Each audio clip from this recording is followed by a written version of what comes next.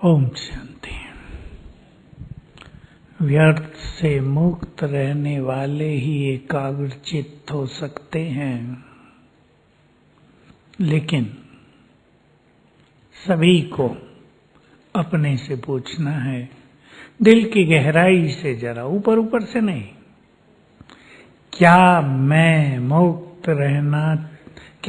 व्यर्थ से मुक्त रहना चाहता हूँ?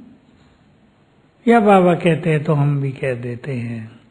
पूछेंगे सभी अपने से, क्योंकि जो व्यर्थ से मुक्त रहने के इच्छुक होंगे वो व्यर्थ सुनेंगे नहीं, वो टाइम वेस्ट नहीं करेंगे। ये अनुभव मेरा बिल्कुल शुरू का 69, जब मुझे योगी बनने का बहुत ज्यादा लगन उमंग था, तो मैं देखता था जरा भी पर चिंतन हुआ, एकाग्रता खत्म।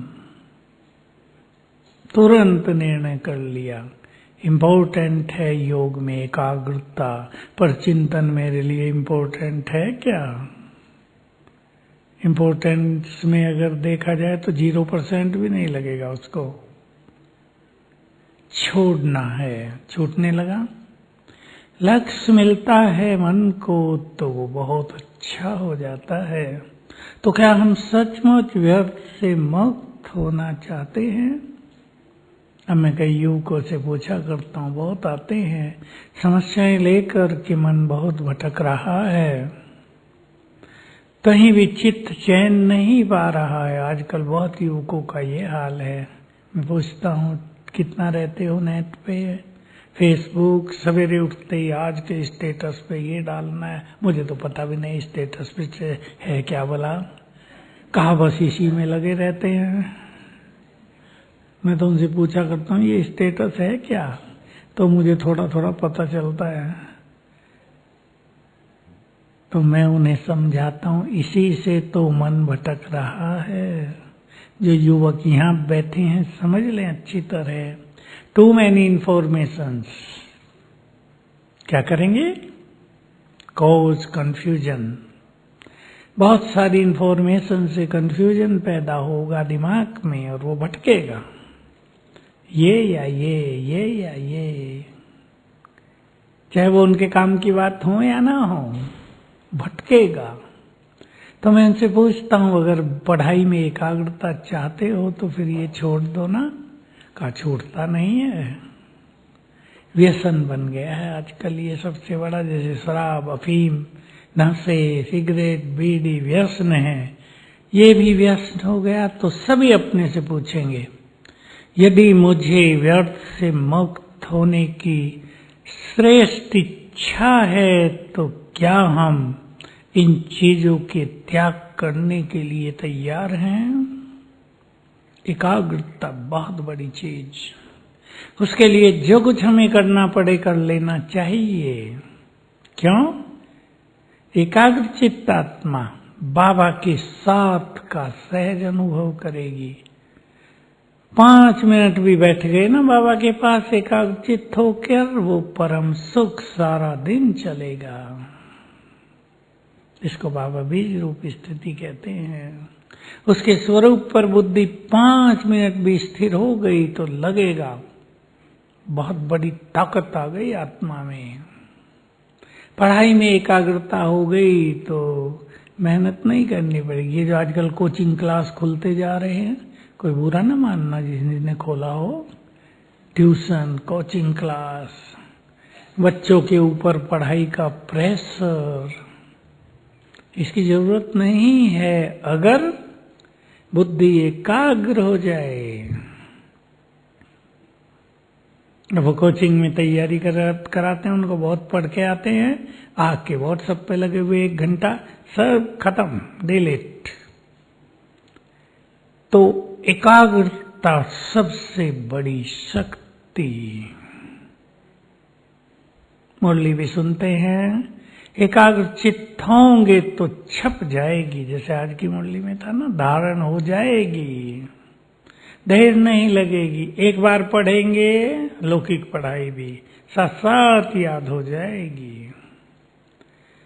और जो निगेटिव बहुत हैं उन्हें पहले ही अभ्यास करना चाहिए हर निगेटिव को पॉजिटिविटी में बदलने का, क्योंकि ये भी एक बड़ी महामारी फैलती जा रही है संसार में। बहुत निगेटिव, बहुत लोग हैं आप ही बताते हैं मैं बहुत निगेटिव हूं, क्या करूं, पता होते भी कि मैं निगेटिव हूं, यह एहसास होते भी कि निगेटिविटी से जीवन में नुकसान ही नुकसान हो रहे हैं, फिर भी मनुष्य बहुत निगेटिव है। बीमारियां ऐसी बढ़ रही हैं, अगर मनुष्य निगेटिव हो जाता है, अभी का उदाहरण दे दूं, कहीं कोरोना मुझे ना हो जाए तो समझ लो होगा ही। रोज सोच लेते हैं 5-7 बार कहीं कोरोना मुझे ना हो जाए। टीवी पे बहुत दिखता था, मुंबई वालों को तो सबसे खतरनाक मुंबई दिल्ली में रहा। डॉक्टर भी भूत जैसे दिखाई देते थे पेशेंट को, सब कुछ।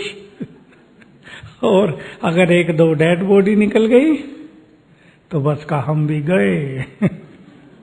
तो वो आह्वान हो जाता है। मुझे बताते थे ना जो लोग ठीक होके आए, इतना भय था हॉस्पिटल में, बात मत पूछो। थे तो सब जिंदे, मान लो 500 या 200 या 300 जैसा हॉस्पिटल, जितने बेड उतने पेशेंट हैं, लेकिन डेड साइलेंस छाई रहती थी। डेड, जो मृत्यु के बाद साइलेंस होती है। तो ये डर, नेगेटिविटी, इससे सभी बचेंगे। मैं एक बात जो सुनाता आ रहा हूं बहुत समय से और सबको सुनानी है, और मुझे संकल्प है कि आप सब भी सुनाएं और करोड़ों लोग इस सत्य से परिचित हो जाएं, उन्हें पहचान हो जाए। और वो ये है कि हमारे हर संकल्प से एनर्जी पैदा होती है। मैं बहुत सुना रहा हूं, इसलिए मुझे नहीं होता मैं क्यों रिपीट कर रहा हूं। लोग कहेंगे बार बार वही सुनाते हैं। हर रोज सुनना चाहिए, दिन में भी 4-5 बार सुनना चाहिए। कहीं ऐसा लिख के रख देना, हमारे हर संकल्प से एनर्जी जनरेट होती है, पैदा होती है। निगेटिव संकल्पों से निगेटिव, पॉजिटिव से पॉजिटिव, प्योर संकल्पों से प्योर एनर्जी, पावरफुल संकल्पों से पावरफुल एनर्जी।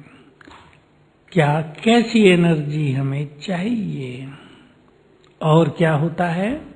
बात तो मेडिकल की है, मैंने कुछ पढ़ा नहीं है मेडिकल का, मैं तो मेडिकल कॉलेज भी नहीं देखा अब तक, लेकिन मुझे ये समझ में आ गया है कि जो व्यक्ति बहुत निगेटिव या व्यर्थ सोचता है, उससे जो निगेटिव एनर्जी ब्रेन को जाती है, उससे ब्रेन की कई चीजें डैमेज होती हैं, नष्ट होती हैं, जिनको रिपेयर करना सहज काम नहीं है।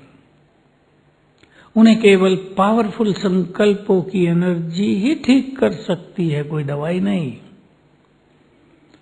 इसलिए ब्रेन वाइज हमें बहुत हेल्दी रहना है। सबसे ज्यादा तो मन, ब्रेन हमारे स्वस्थ होने चाहिए, तो सभी बहुत ध्यान देंगे क्या सोचना है। हर सोच काम कर रहा है, कोई भी संकल्प हमारा बेकार नहीं जा रहा है। व्यर्थ संकल्प व्यर्थ की एनर्जी पैदा कर रहे, पॉल्यूशन हो रहा है संसार में।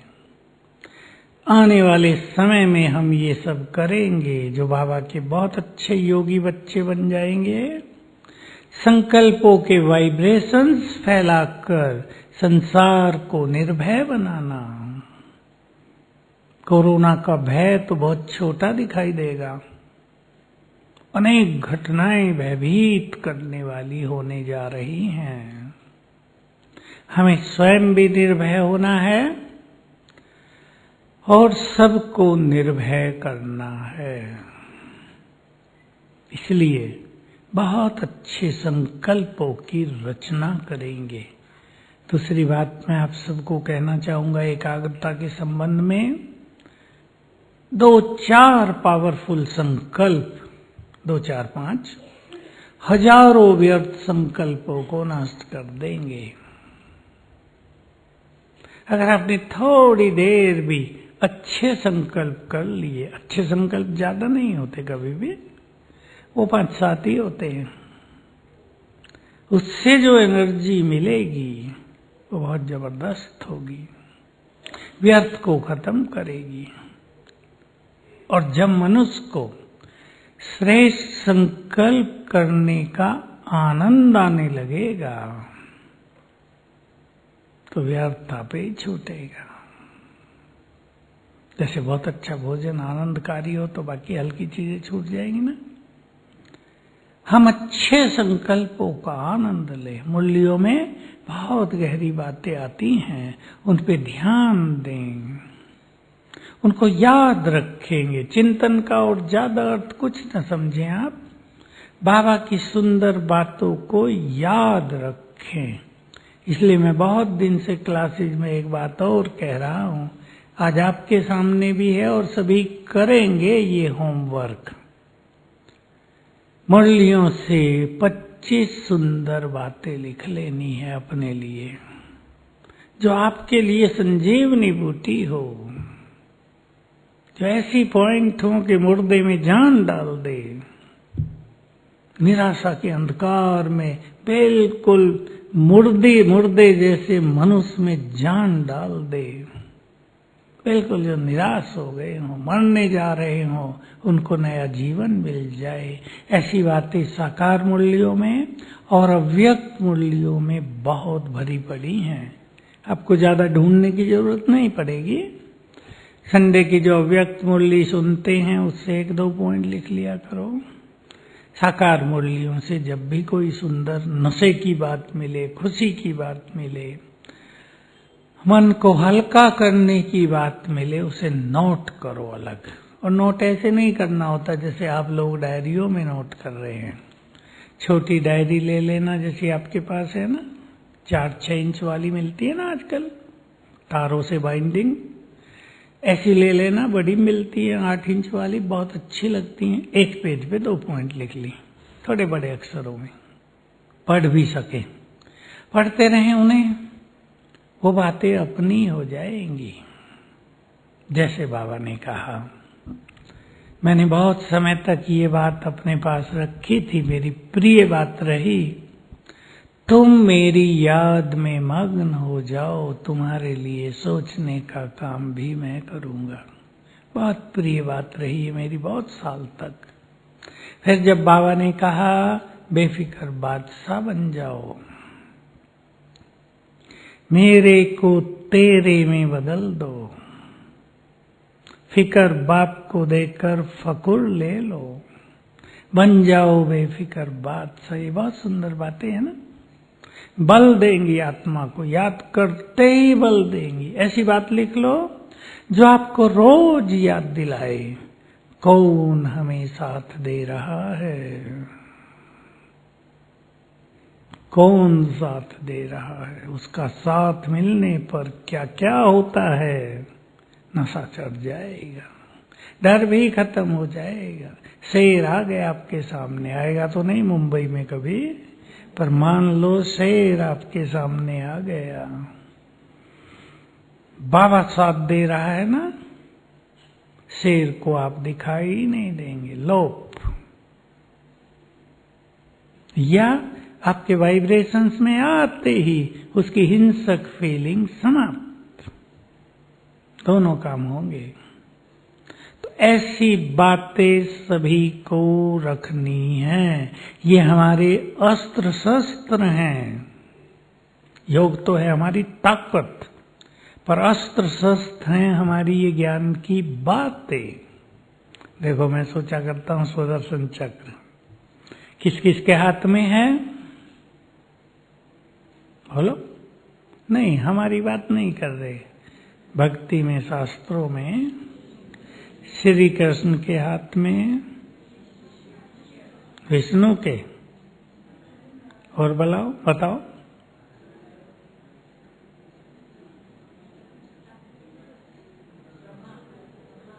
सारी देवियों के हाथ में भी सुदर्शन चक्र दिखाया है। आप अपने को तो भूल जाते हैं। श्री कृष्ण को देखते देखते अपने को भूल जाते। दुर्गा के एक हाथ में सुदर्शन चक्र।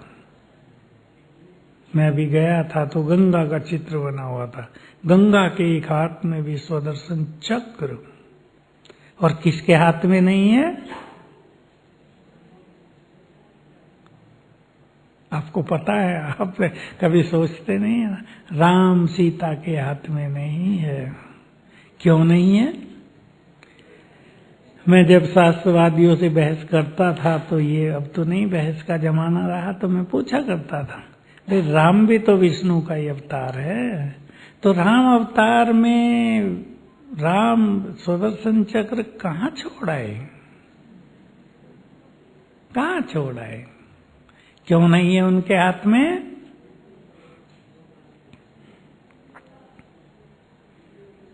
हमारे लिए मोटी बात लेकिन अति गुह्य बात। जिन्होंने सुदर्शन चक्रधारी बनने के अनुभूतियां बहुत की, उनके हाथ में है, और जिन्होंने नहीं की उनके हाथ में नहीं है।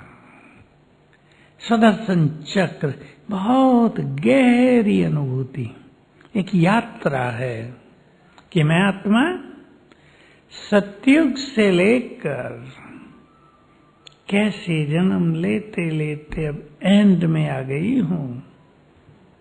अपने पूरे चक्र में अपने जन्मों को देखना, ये सुदर्शन चक्र है। और बाबा ने बहुत गहरी बातें कही हैं। जो सुदर्शन चक्रधारी बहुत बनेंगे अंत में, उनको अनेक जन्मों का स्पष्ट ज्ञान हो जाएगा। केवल रिपीट नहीं करेंगे, मन में दिखाई देने लगेगा, स्पष्ट दिखाई देने लगेगा, हम ये थे। तो बहुत अच्छी तरह सभी सुदर्शन चक्रधारी बनेंगे, तो जो बाकी चक्र है ना, छूट जाएंगे। आपके धंधों में भी जो चक्र चलते हैं ना गड़बड़ के, वो भी खत्म हो जाएंगे, सब सुंदर होगा। ये स्पिरिचुअलिटी, ये ज्ञान और योग के वाइब्रेशंस इतने पावरफुल हैं कि लौकिक कार्यों में भी संपूर्ण सहजता, संपूर्ण सफलता, निर्विघ्न स्थिति रहती है। एकाग्र चित्त होना है हमें।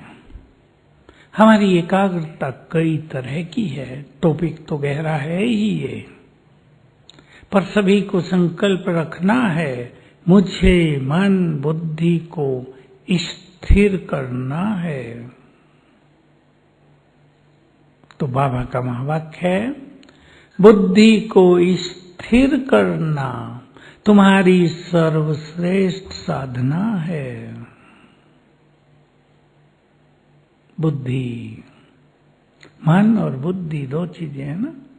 मन तो संकल्प शक्ति, संकल्प चलते हैं, उनको रोकना एक अलग विधि है, लेकिन बुद्धि में है ज्ञान, ये विवेक है। बुद्धि है ज्ञान का तीसरा नेत्र, ये नेत्र स्थिर हो जाए। बहुतों के ये दो नेत्र भी स्थिर नहीं होते, चंचल होते हैं। बुद्धि का नेत्र स्थिर हो जाए, अच्छी साधना है। इसके लिए एक ही चीज जरूरी है, बस एक ही, बहुत ज्यादा नहीं। बुद्धि को ज्ञान रत्नों से भरपूर कर दें। सब जानते हैं, एक उदाहरण दुनिया में भी दिया जाता है, घड़ा फुल है तो छलकता नहीं है, और आधा है पानी बाहर गिरता रहेगा। थोड़ा भी चलेंगे ना, पानी बाहर गिरेगा।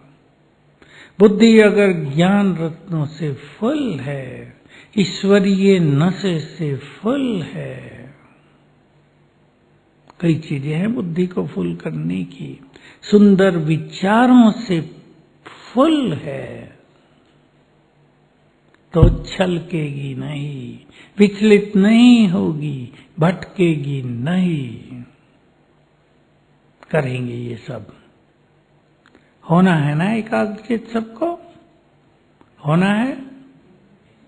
कुछ प्रैक्टिस ध्यान में रख लें, उन पर बहुत अच्छे अभ्यास करें।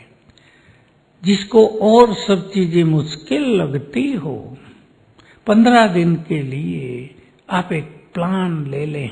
मैं आपको एक प्लान दे रहा हूं। मैं आत्मा ज्योति स्वरूप, दूसरे भी सब आत्माएं। आत्मा अपने को देखना, आत्मा दूसरों को देखना। आप एक दिन का अनुभव करके देखना। यहां कर लो। अभी कितना दिन हो गए बट्टी को? एक दिन और है, एक दिन और है ना? आज लास्ट कर लेना।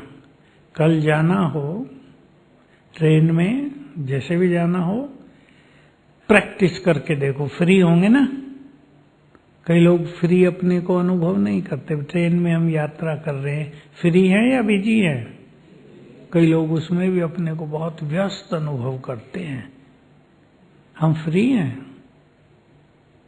और अच्छी चीजों के लिए फ्री नहीं होंगे तो किसके लिए होंगे?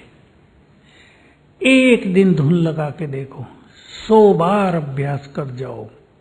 मैं चमकती हुई मणि, 5 सेकंड अपने को देखो बस।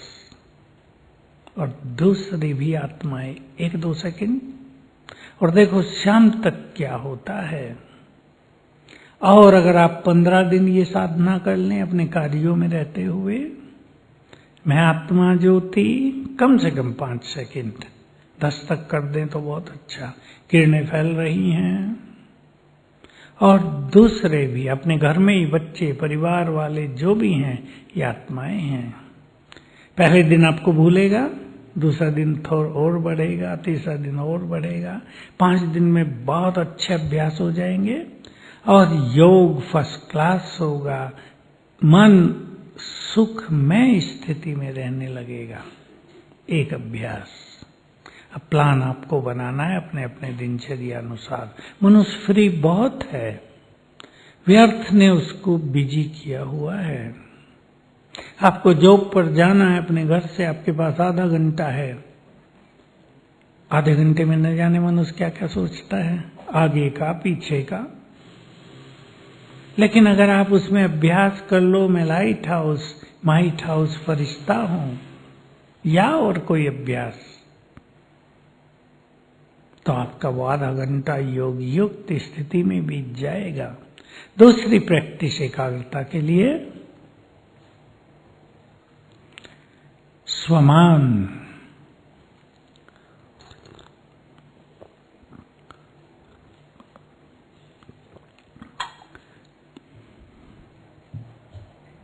स्वमान कोई रटने की चीज नहीं है। हम भी रटाते हैं लोगों से, लेकिन उनसे जिनके बस का कुछ नहीं होता, जिनको रटा भी नहीं जाता, 2 बार याद करेंगे फिर बुद्धि भटक जाएगी। 10 बार भी नहीं कर सकते एक साथ, उनको हम ये प्रैक्टिस कराते हैं। लेकिन आप कोई भी 5 स्वमान चुन लो जो आपको प्रिय हो, और सारा दिन मानो उनको रटना नहीं है। हर घंटे में एक बार 5 को याद कर लेना। याद करने के साथ स्वीकार करना, मैं इष्ट देवी हूं, बस हूं। ये कोई रटने की बात तो नहीं है। मैं इष्ट देवी हूं, मैं एक महान आत्मा हूं, मैं स्वराज्य अधिकारी हूं, मैं पद्मा पदम भाग्यशाली हूं, मैं विजयी रतन हूं, मास्टर सर्वशक्तिमान हूं। पे स्ट्रेस डाल देना जरा, हूं, यही मैं हूं। देखना इसका इफेक्ट। 5 दिन इसका प्लान बना लो, 15 दिन उसका बना लो, 1 हफ्ता इसका बना लो। देखो क्या सुंदर एकाग्रता होती है। बस इतना ध्यान देना है कि व्यर्थ को बीच में आने न दें। आने न दें इसका अर्थ है, वो तो आप ही आ जाता है, हमसे पूछ के थोड़ा ही आएगा। व्यर्थ में रुचि न हो। यह इंपॉर्टेंट चीज। बाबा के शब्दों में व्यर्थ से वैराग्य हो। आजकल और किसी चीज के वैराग्य की जरूरत नहीं, व्यर्थ से वैराग्य है या नहीं। इंपॉर्टेंट बात यह, व्यर्थ की सुनामी बढ़ती जा रही है क्योंकि चारों ओर विकारों का साम्राज्य, समस्याओं की कोई सीमा नहीं, बीमारियां बढ़ती जाती हैं। ये सब मानसिक रोगों को बढ़ावा दे रही हैं। इसलिए व्यर्थ में रुचि नहीं। और बिल्कुल अच्छी तरह समझ लेंगे, सुंदर संकल्प, पावरफुल संकल्प जितने होंगे वो वाइब्रेट होते हैं, ब्रेन में पहुंचेंगे, शरीर में फैलेंगे, बीमारियां जल्दी से जल्दी ठीक होंगी। आपके घरों की, परिवारों की समस्याएं जल्दी से जल्दी ठीक होंगी। उनमें उलझने की जरूरत नहीं, समाधान ढूंढ लेना है। समाधान आपके पास ही है। हर एक की बुद्धि में बहुत कुछ भरा हुआ है, लेकिन उसके ऊपर बहुत सारी लेयर हमने जमा दी हैं, परत। उसको हटा दें, बुद्धि को अपनी थोड़ी डिवाइन करें, रिफाइन करें, व्यर्थ से मुक्त करें, तो बुद्धि में अथाह खजाने भरे हैं। अनंत खजाने मैं कहूंगा, थोड़े बहुत नहीं। जैसे ही रहना, सुखी रहना अपने हाथ में है या दूसरों के हाथ में? बोलो। बिल्कुल ये सच्ची बात है, अपने हाथ में है। आपके पास भोजन आ गया है। अब देखो, दो सिचुएशन। अच्छा भोजन है, कोई पहले से ही निगेटिव है, बहुत ज्यादा टेंशन में है। अच्छा भोजन खा के भी उसको सुख नहीं मिलेगा। होगा या नहीं? टेंशन में भोजन खा रहे हैं, सिक्रेशन भी अच्छा नहीं होता ब्रेन से, स्लाइवा का। और एक व्यक्ति बहुत मौज में है, भोजन में आया है दाल और रोटी। दाल भी ठंडी है, रोटी भी ठंडी है, लेकिन है बड़े मौज में। क्या होगा?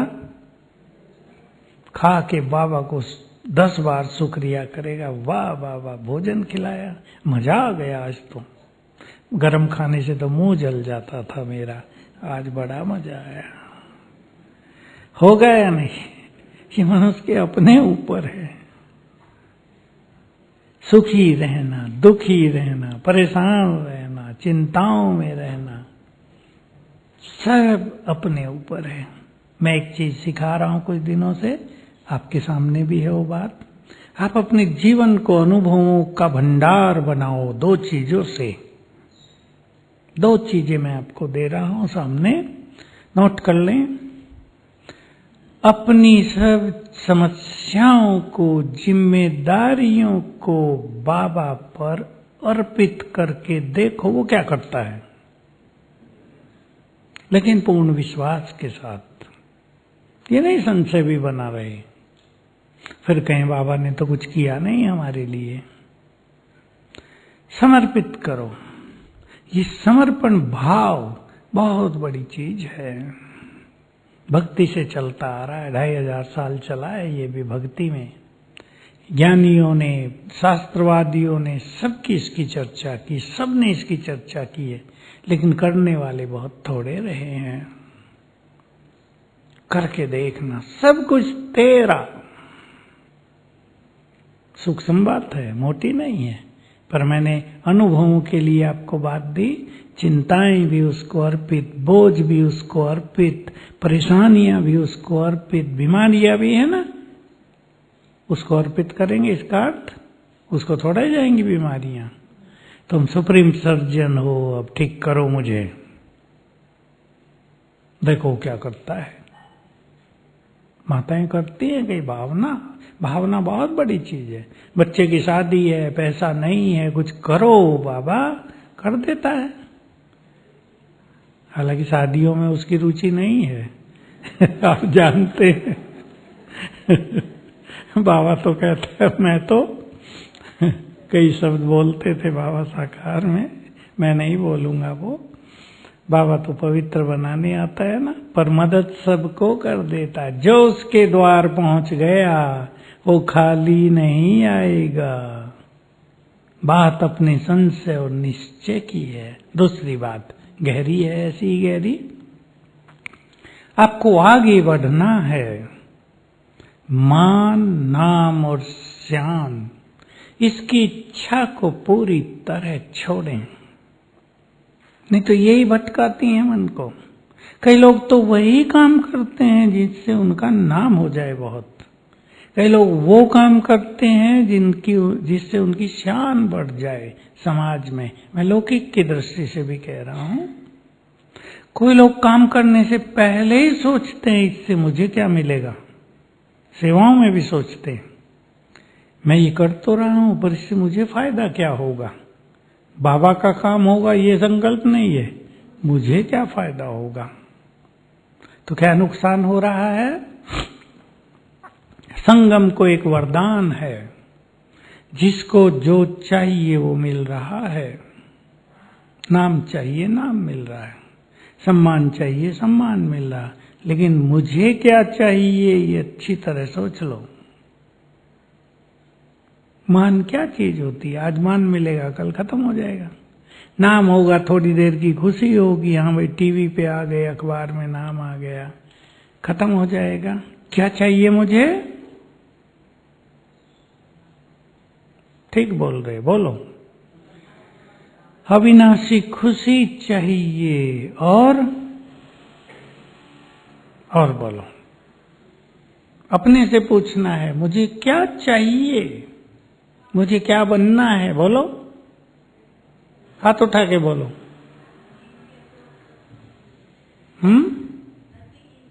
अतीन्द्रिय सुख चाहिए। दृढ़ करो मुझे क्या चाहिए, दृढ़ करो। मुझे शक्तियां जमा करनी है या मुझे वरदान चाहिए बाबा से, या मुझे परम सुख का भंडार अपने को बनाना है, या मुझे ज्ञान के खजाने से, योग की शक्तियों से स्वयं को संपन्न करना है, या मुझे इस कलयुग के अंधकार में संपूर्ण पावन बनना है। खुद चिंतन करके अपना लक्ष्य निर्धारित करो। मोटा नहीं, रियली मैं क्या चाहती हूँ, मैं क्या चाहता हूँ, उस अनुसार काम होगा तो बहुत अच्छी तरह समझ लेंगे। नाम चाहिए तो नाम मिलेगा, लेकिन क्योंकि हमने बाबा का नाम नहीं कराया, अपना कराया, तो बाबा की दृष्टि से हम वंचित रहेंगे। मान चाहिए, मान मिलेगा, लेकिन हमें मान तो भगवान ने दिया है, हम ये भूल गए। तो मान हमारा जल्दी अभिमान में बदल जाएगा। नाम तो इस संसार में उनका ही ज्यादा होगा जिन्होंने नाम की इच्छाओं का त्याग कर दिया है। यही राज है। शान से रह के तो यहाँ करेंगे क्या, सादगी भरा जीवन है अपना। योगी तो शान से थोड़ा ही जिएंगे। योगी माना सच्चे सन्यासी, जिनको अपने लिए कुछ नहीं चाहिए। बाबा ने यही तो किया था। तो हमें देख लेना है हमारे मन को, हमारी बुद्धि को भटकाने वाली चीजें हैं क्या क्या। क्योंकि मन को हम भटकाते रहेंगे और एकाग्रचित होना चाहेंगे तो नहीं होगा। और ये देखने में आता है कि मनुष्य ने व्यर्थ का बीज स्वयं बोया है, उसका वृक्ष बना लेता है वो। मनुष्य ने समस्याएं खुद पैदा की हैं। मैं एक उदाहरण दे रहा हूं प्रैक्टिकल अभी का। एक व्यक्ति पुलिस में अच्छा ऑफिसर, लेकिन उसके परिवार में एक समस्या कि उसके लड़के की जो शादी हुई तो बहू आ गई आजकल की दुनिया के शब्दों में अति हाई फाई। माताएं खुश होंगी मेरी बात सुन के, और जो ऐसा करें उनको नहीं करना है। अभी वो उसका लड़का अमेरिका में रहता था, अभी घर आ गया। वो उसको अमेरिका देना नहीं चाहती, जाने ही नहीं देगी, बांध दिया है।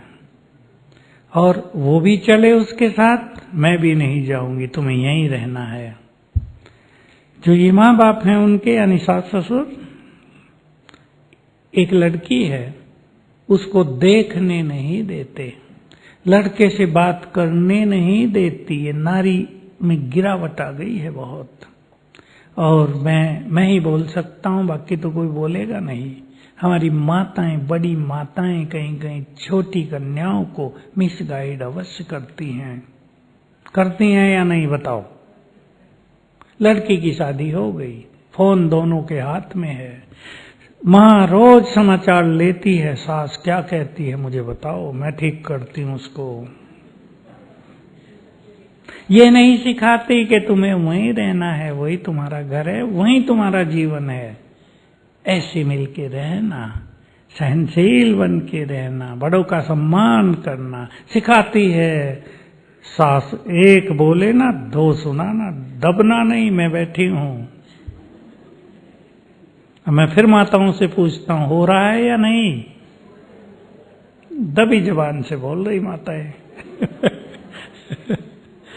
क्योंकि जो माताएं इसको भुगत रही हैं वो अच्छी तरह परेशान होती है, अच्छी तरह से, कि हमारा बना बनाया घर इसकी माँ बिगाड़ रही है, चैन नहीं लेने दे रही है। तंत्र मंत्र बहुत कराने लगी है माताएं, होशियार हो गई हैं। तंत्र मंत्र के लिए आप सबको बता देता हूँ, कलयुग में ये तामसिक विद्या है। हालांकि ये वेदों में ही है, चौथा वेद अथर्ववेद, इसलिए वेद व्यास से पहले लोग उसको वेदों से नहीं जोड़ते थे कि वेदों की नहीं है। लेकिन कुछ लोगों ने विरोध किया कि नहीं, इसको जोड़ो, वेदों से इसको जोड़ दिया, अथर्ववेद में है ये सब। और ये सब विद्या कल्याणकारी थी, लेकिन कलयुग में सब कुछ तामसिक हो गया है। भक्ति, शास्त्र सब तमो प्रधानता में आ गए हैं। तो मैं आपको केवल ये बता रहा हूं, ध्यान से सुन लेना।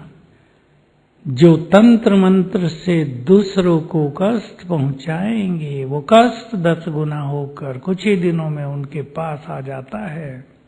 मैंने बहुतों की दुर्गति होते देखा है। एक बड़ा तांत्रिक हमारे बिल्कुल नजदीक बड़े सिटी में पावरफुल तांत्रिक था, किसी भी मारक विद्या का प्रयोग कराया। लोग आते थे ना, ये मेरा भाई, मुझे इसका भी हिस्सा लेना है, इसको मारना है। मारक विद्या का प्रयोग किया, उसको मार दिया, सारा हिस्सा इसके पास आ गया। 2 साल पहले 2 जवान लड़के, उसके एक 26 साल का, एक 28 साल का, अभी शादी हुई थी 2-4 मास पहले दोनों की 1 हफ्ते में मृत्यु हुई। अकेला रह गया। कोई उनकी पहचान वाला मेरे से मिलाया उसको। मैंने कहा भाई तंत्र विद्या ऐसी है, अगर कोई इसका दुरुपयोग करेगा तो ये उसको नष्ट करेगी। सब सुन ले ध्यान से, ये कल्याणकारी हैं, सब दूसरों को सुख देने के लिए हैं।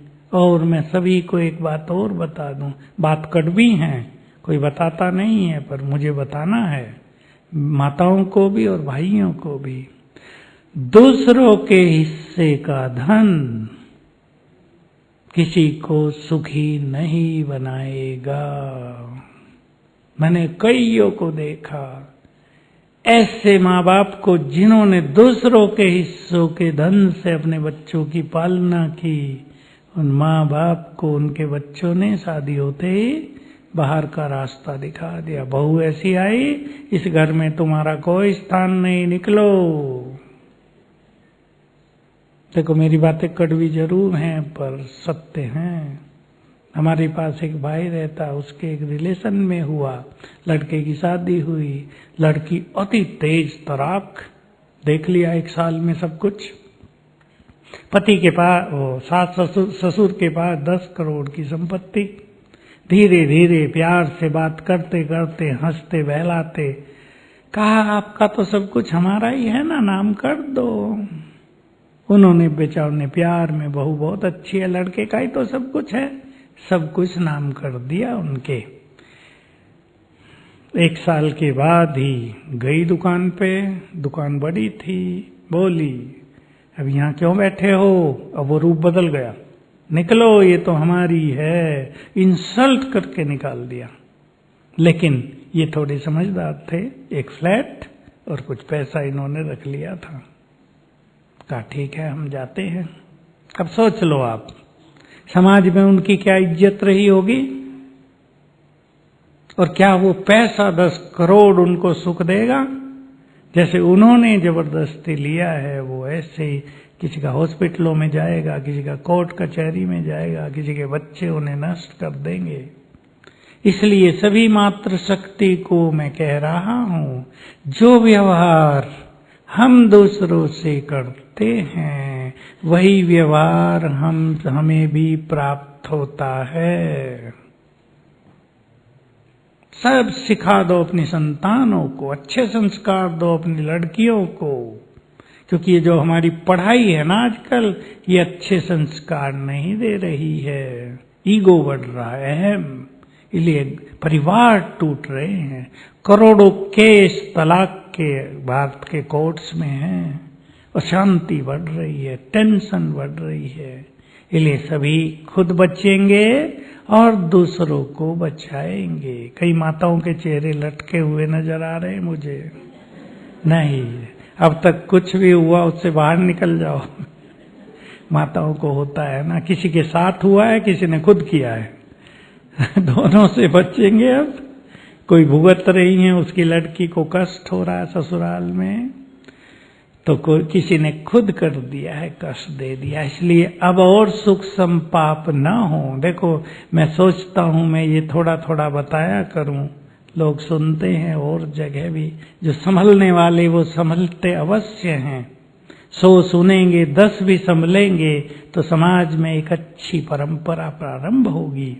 इसलिए बिगड़े हुए समाज को अच्छा बनाना, अपने बच्चों में अच्छे संस्कार डालना, ये आप सबका परम कर्तव्य है। मैं तो ये कहता हूँ, आप में से जो बहुत समझदार और बुद्धिमान है, वो अपनी मेंटलिटी ऐसी बनाए हमें सहन करना पड़े। हमारा सब कुछ भी चला जाए ना, हम किसी को कष्ट नहीं देंगे, हम परिवारों को तोड़ेंगे नहीं, जोड़ेंगे। अरे हमारा क्या सब कुछ जाएगा? जिनका भगवान हो गया हो उनका सब कुछ जाएगा क्या? सब कुछ तो उनका जाएगा जो भगवान से दूर हैं। इसलिए बहुत बुद्धिमान और समझदारी के साथ सभी भाई बहनें अब कलयुग के इस प्रभाव से स्वयं को मुक्त रखेंगे, पुण्यों का खाता बढ़ाएंगे, क्योंकि ये पाप मनुष्य को खाता जा रहा है।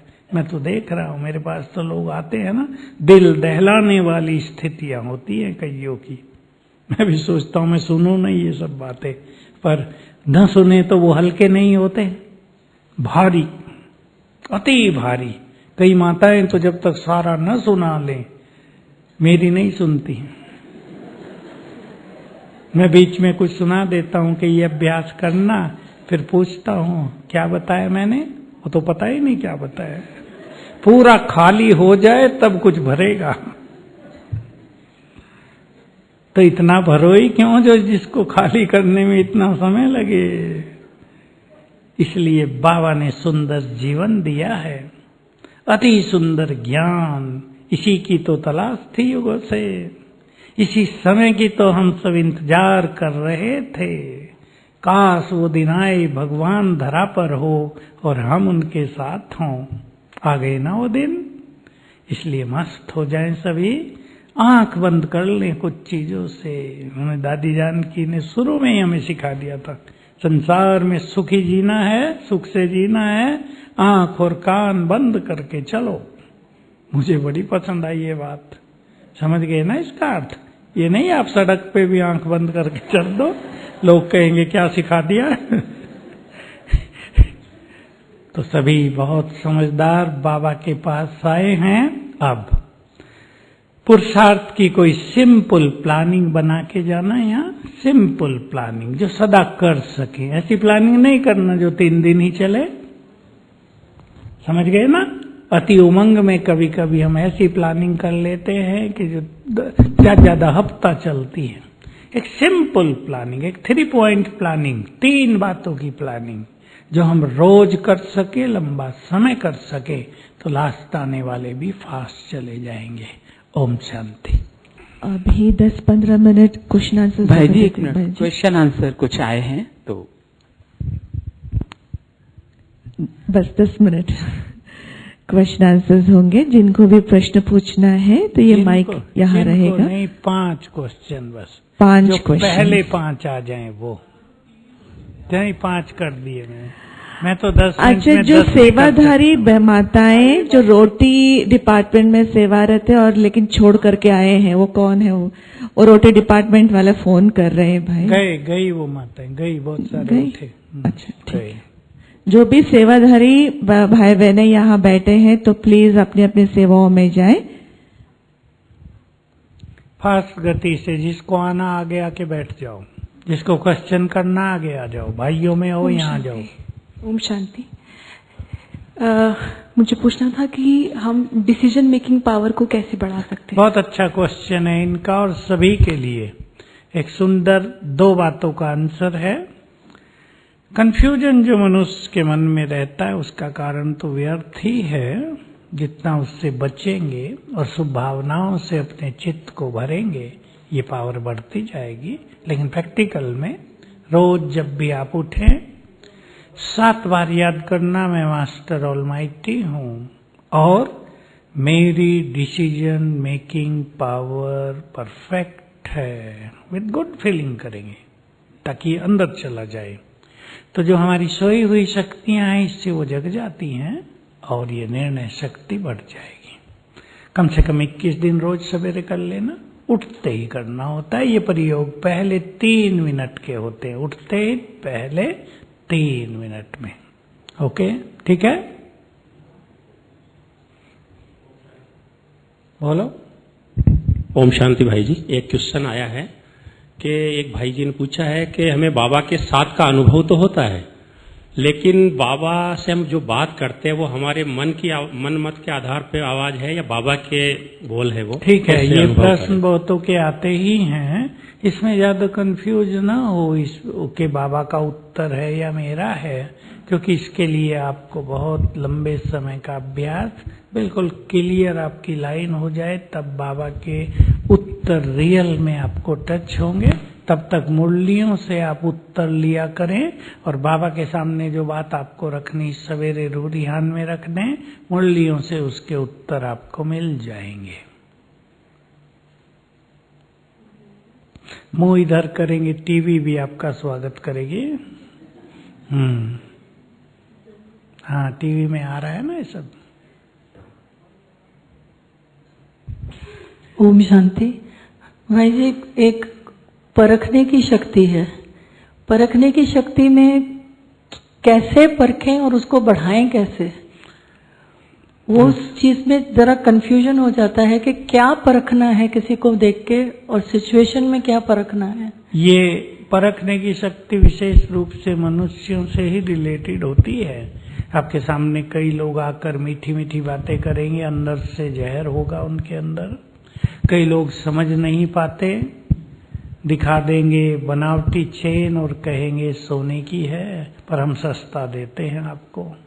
सस्ते के चक्कर में माताजी जल्दी खरीद लेगी, पति को भी नहीं बताएगी, पता चलेगा ये तो झूठी है। परखना व्यक्ति, आजकल संसार में तो डबल कैरेक्टर सभी के हो ही गए हैं। बाहर से कुछ है, अंदर से कुछ है। कई लोग मीठे हैं फिर अंदर से धोखा देते हैं। कई लोग सत्यवादी हैं, कहेंगे हम तो स्ट्रेट फॉरवर्ड हैं, और वो बेचारे हैं तो सत्य, लेकिन वो बदनाम रहते हैं। इसलिए आत्मिक दृष्टि का अभ्यास बढ़ाएंगे बहुत अच्छा अपने अंदर, शुभ भावनाएं बढ़ाएंगे, और जितना जितना योग होता जाएगा इन दोनों की मदद से ऑटोमेटिकली कोई भी आपके सामने आएगा, आपको सोचना नहीं पड़ेगा। परखने के लिए सोचने की बात नहीं, ऑटोमेटिकली आपके अंदर आ जाएगा वो। ओम शांति। जैसे कई आत्माएं आती हैं तो वो बहुत ज़्यादा व्यर्थ सुना के जाती हैं अपना सब कुछ, तो वो हमारे अंदर कंज्यूम हो जाता है, भर जाता है। तो ऐसी क्या युक्ति है जिसे उसे स्टॉप किया जाए? हाँ देखो, मेरे सामने तो ये समस्या सबसे ज्यादा है। बैठो, मुझे सारा दिन सुनना पड़ता है लोगों का। मुझे लोग मना भी करते हैं कि इससे तुम्हारे दिमाग पर असर आएगा। मैं कहता हूँ बिल्कुल नहीं आएगा। मैंने कुछ बातें पक्की की हुई हैं, ये इनका अपना हिसाब किताब है, इसकी जिम्मेदारी ये स्वयं है। मैं तो एक डॉक्टर की तरह हूं ना, मुझे तो दवाई देनी है उनको। दवाई दिया और भूल गए। हाय, इस बेचारी के साथ ऐसा क्या हुआ, इसको इसके पति ने कितना तंग किया, कितना बुरा जमाना आ गया। ये सब नहीं। हम जानते हैं जमाना बहुत बुरा है, हम जानते हैं सभी के कर्मों का हिसाब किताब भी अब सेटिल हो रहा है। इसलिए बहुत हल्के रहेंगे और अपने स्वमान में जितना अच्छा रहेंगे, अपने चारों ओर आभा मंडल और क्रिएट किया करें एक बार, तो दूसरों की बैड एनर्जी भी हमारे अंदर नहीं आएगी। और दूसरों की बातें जब हम सुन रहे हैं तो उसमें फुल इंटरेस्ट न ले लें। समझ गए ना? जब हम इंटरेस्ट ले रहे हैं तो वो हमारे अंदर जा रहा है। इंटरेस्ट तो बाबा में लेना, उसके महावाक्यों में लेना है, बाकी को लाइटली सुनना है तो असर नहीं होगा। भाई जी, जब भी किसी के सामने हम आते हैं दूसरी आत्माओं के, तो जो भी हमारा वो आत्मा वाला स्थिति होती है वो तुरंत भूल जाते हैं। चार लोगों के सामने बैठे हैं, इंटरेक्ट कर रहे हैं, बात कर रहे हैं, लेकिन वो तुरंत ही देह भान में ही हमेशा रहता हूं मैं, और उसके वाइब्रेशंस का इफेक्ट तुरंत आ जाता है। ये दैहिक चीज है। थोड़ी थोड़ी जब बातें नहीं है तब प्रैक्टिस कर लो आत्मा देखने की, और उससे पहले ही अपने स्वमान में अच्छे स्थित रहो। और जरा पहले से ही डिटरमाइंड थॉट भी कर लिया करो कि अब ये लोग आ रहे हैं, मुझे यही करना है, ये नहीं करना है। तो 10 बार कम से कम ये प्रैक्टिस करेंगे, फिर बढ़ती जाएगी। और दूसरों का इफेक्ट नहीं, आपके गुड वाइब्रेशंस का इफेक्ट उन पे जाएगा। क्योंकि आत्मा देखने से बहुत बड़ा फायदा है कि हमारे वाइब्रेशंस दूसरों को जाने लगते हैं। आ जाओ, हो तो गए ना? कितने हो गए? आ रहे? वो तो बहुत आएंगे। ओम शांति भाई जी। हमारा एक प्रश्न है। हमारे अंदर शुभ भावना, शुभकामना बाबा ने बहुत भरी है, which is very good and I am very thankful. But एक चीज़ है, जैसे हम देखते हैं कि कोई नेगेटिव व्यवहार करता है तो वो नेगेटिविटी का असर हम पर बहुत ज़्यादा पड़ जाता है और उससे हम बाहर नहीं निकल पाते। शायद स्वीकृति की शक्ति कम है, तो उसको कैसे बढ़ाएं या क्या? नहीं, ठीक है, आपको बधाई शुभ भावनाओं के लिए। लेकिन इसमें ये है कि आत्मा अगर सेंसिटिव ज्यादा है तो दूसरों की हर चीज को रिसीव करने लगते। बी पावरफुल, और उसके लिए मैं मास्टर ऑलमाइटी हूँ, मैं पावरफुल हूँ, नथिंग कैन अफेक्ट मी। ये संकल्प जरा बढ़ाते थे।